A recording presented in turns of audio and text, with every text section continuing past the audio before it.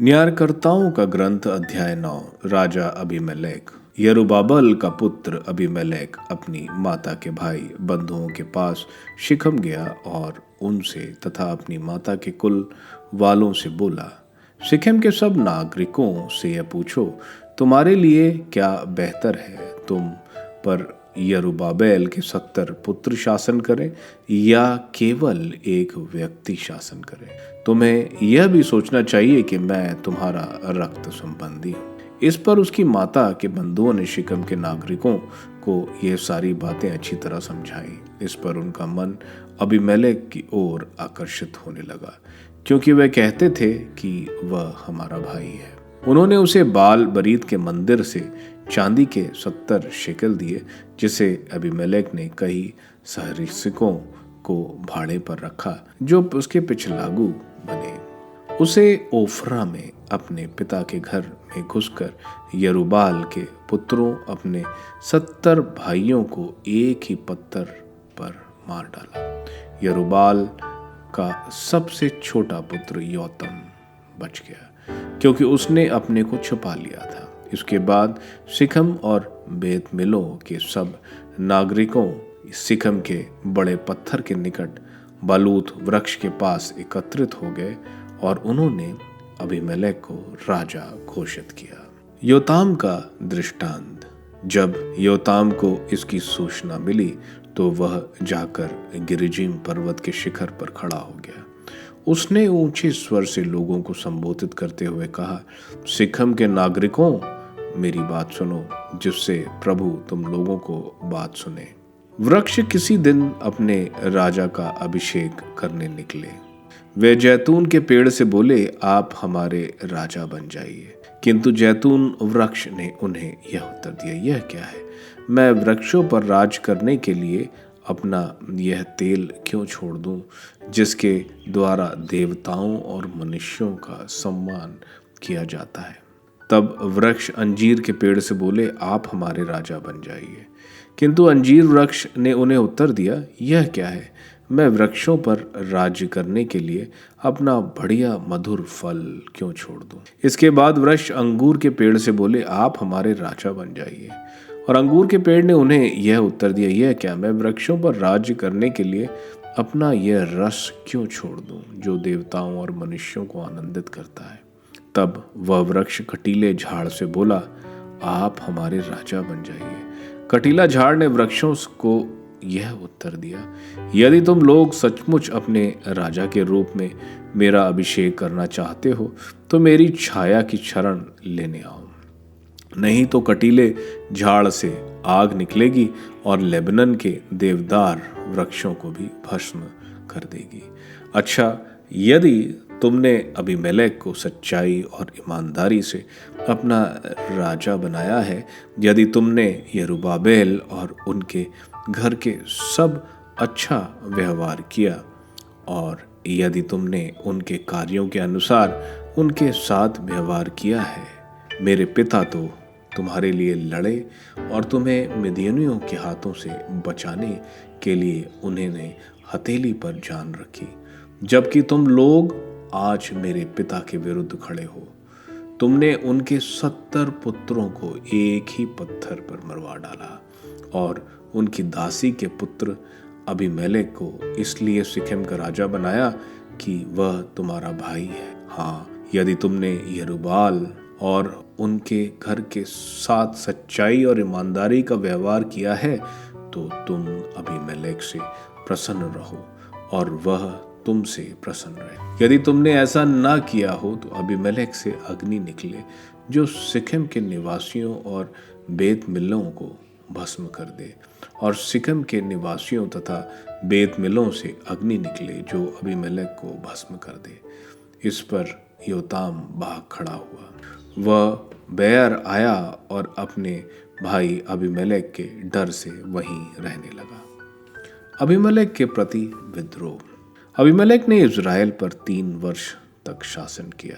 ईश्वर ने अबीमेलेक और शिखेम के निवासियों के बीच फूट डाल दी, जिससे वे अबीमेलेक के साथ विश्वासघात करने लगे। इस प्रकार यरूब्बाल के 70 पुत्रों के प्रति किए गए कुकर्म और उनके रक्त रक्तपात का बदला उनके भाई और सिखम के नागरिकों से चुकाया गया। उन्होंने अबीमेलेक को अपने भाइयों की हत्या के लिए उकसाया था। सिखेम के नागरिकों ने अबीमेलेक के विरोध में पर्वतों के शिखरों पर आदमियों को घात में बिठा दिया, जो उस मार्ग से जाने वाले प्रत्येक व्यक्ति को लूटते थे। अबीमेलेक को इसकी सूचना मिली। तब एबेद का पुत्र गाल अपने भाई बंधुओं के साथ शिकेम आया और शिकेम के नागरिकों उसका विश्वास करने लगे।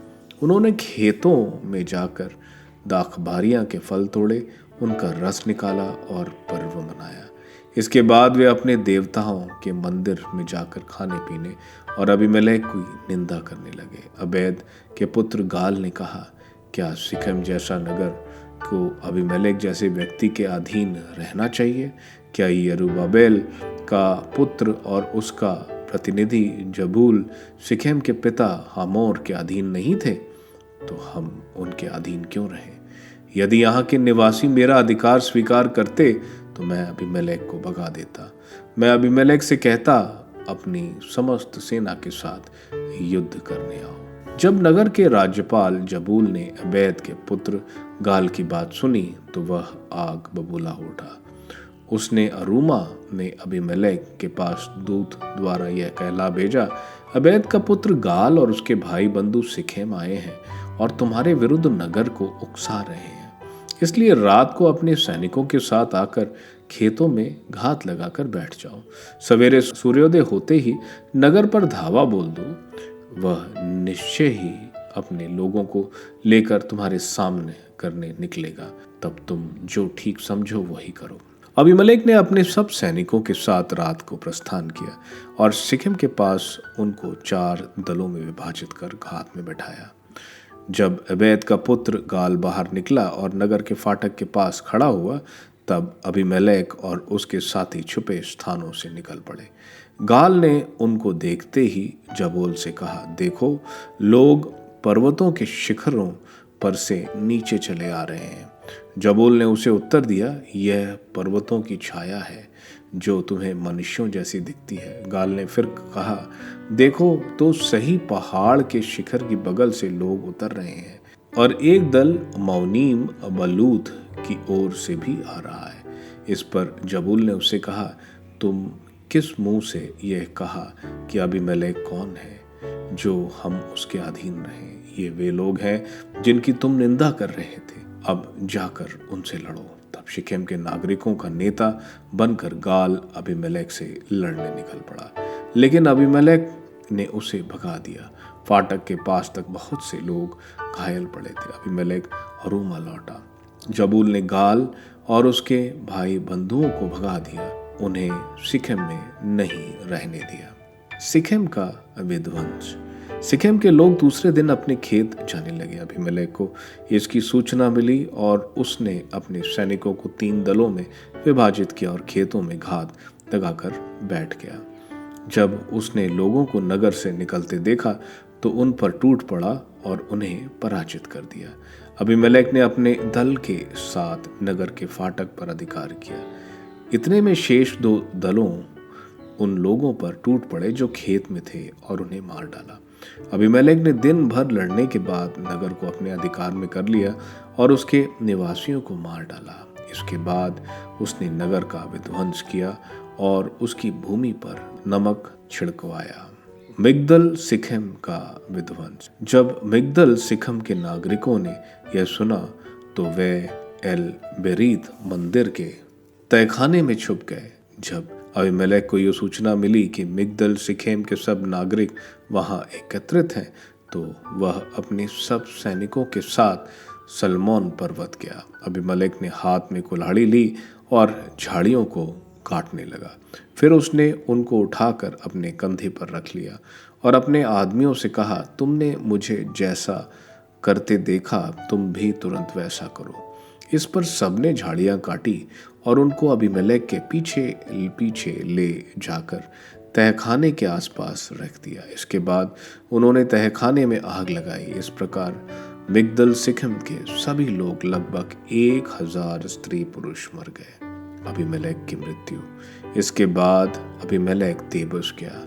उसने तेबस पर चढ़ाई करने उसे अपने अधिकार में ले लिया। नगर के बीच एक मजबूत मीनार थी। क्या स्त्री क्या पुरुष, नगर के सब निवासी वहां भाग गए और उसे अंदर से बंद कर उस मीनार की छत पर चढ़ गए। अबीमेलेक ने मीनार के पास आकर उस पर आक्रमण किया। जब वह उसमें आग लगाने के लिए मीनार के फाटक के पास आया, तब किसी स्त्री ने अबीमेलेक के सिर पर चक्की की ऊपरी पाट फेंक कर सिर फोड़ दिया।